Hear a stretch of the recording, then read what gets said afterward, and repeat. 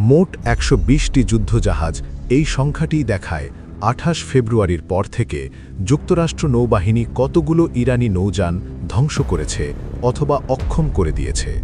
২টি career strike group, ৮টি aegis destroyer এবং প্রায় $৪০ বিলিয়ন নৌ অগ্নিশক্তি ২ মহাসাগর জুড়ে মোতায়েন করা হয়েছে। তবুও বাস্তবতা একটাই, হরমুজ প্রণালী এখনও বন্ধ।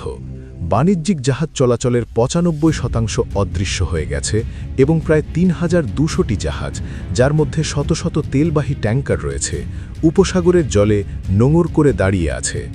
একটি জাহাজও হারানো হয়নি, একটি বড় সংঘর্ষও হারানো হয়নি, তবুও শিপিং লেন খোলা যায়নি।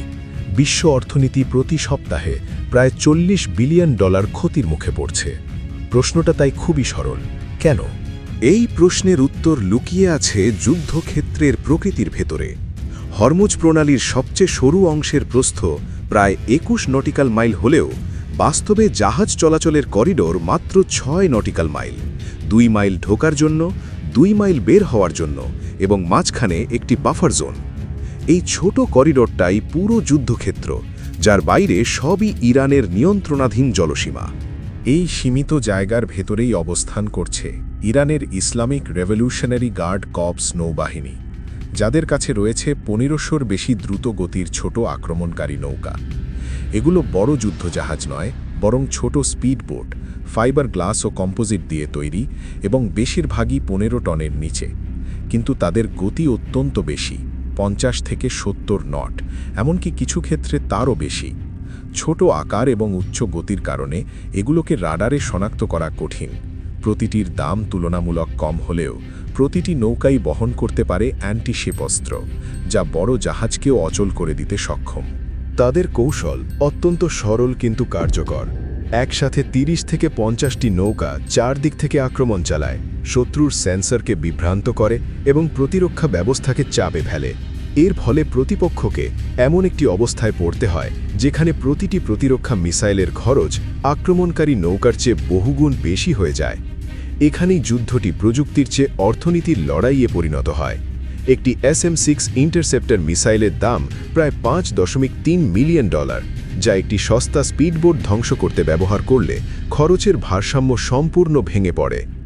আধুনিক যুদ্ধবিমান যেমন FA-18 সুপার হর্নেট অত্যন্ত দ্রুতগতির হলেও এই ধরনের পরিবেশে তা সীমাবদ্ধ হয়ে যায়, কারণ এত দ্রুত উড়লে পাইলটের কাছে লক্ষ্যবস্তু শনাক্ত করার জন্য পর্যাপ্ত সময় থাকে না।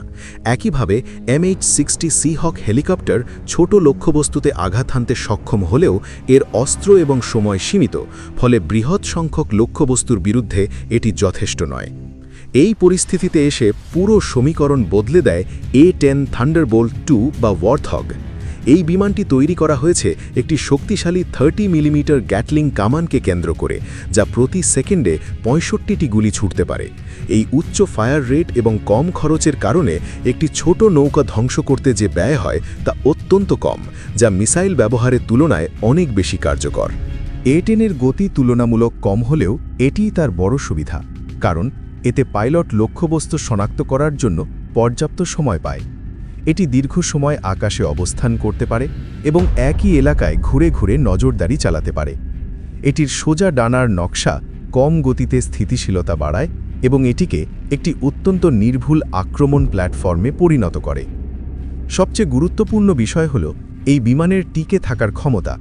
টাইটেনিয়াম সুরক্ষিত ককপিট এবং শক্তিশালী কাঠামোর কারণে এটি শত্রুর গুলির আঘাত সহ্য করেও মিশন চালিয়ে যেতে পারে, ফলে এটি নিচু দিয়ে উড়ে সরাসরি আক্রমণ চালাতে সক্ষম হয়, যা অন্য অনেক আধুনিক যুদ্ধবিমানের পক্ষে সম্ভব নয়। তবে এই অপারেশন শুধুমাত্র একটি প্ল্যাটফর্মের ওপর নির্ভর করে না, এখানে ৩টি বাহিনীর সমন্বয় কাজ করে। A-10 বিমান আকাশ থেকে দ্রুতগতির নৌকা ধ্বংস করে, অ্যাপাচি হেলিকপ্টার কাছাকাছি লক্ষ্যবস্তুতে আঘাত হানে এবং নৌবাহিনীর ডেস্ট্রয়ারগুলো বড় হুমকির বিরুদ্ধে প্রতিরক্ষা প্রদান করে। এই সমন্বিত কৌশলই পুরো যুদ্ধের গতিপথ পরিবর্তন করে দেয়। এই ঘটনার সবচেয়ে বড় শিক্ষা হল, সবচেয়ে দামি অস্ত্রই সবসময় সবচেয়ে কার্যকর নয়। সঠিক পরিস্থিতিতে সঠিক অস্ত্র নির্বাচনই আসল কৌশল। হরমুজ প্রণালীর মতো সংকীর্ণ ও জটিল যুদ্ধক্ষেত্রে একটি পুরনো বিমানই সবচেয়ে কার্যকর সমাধান হয়ে উঠেছিল। শেষ পর্যন্ত প্রশ্নটি থেকে যায়, যখন A-10 অবসর নেবে তখন তার জায়গা কে নেবে? নতুন প্রজন্মের ড্রোন, উন্নত আক্রমণ বিমান নাকি সম্পূর্ণ নতুন কোনো প্রযুক্তি?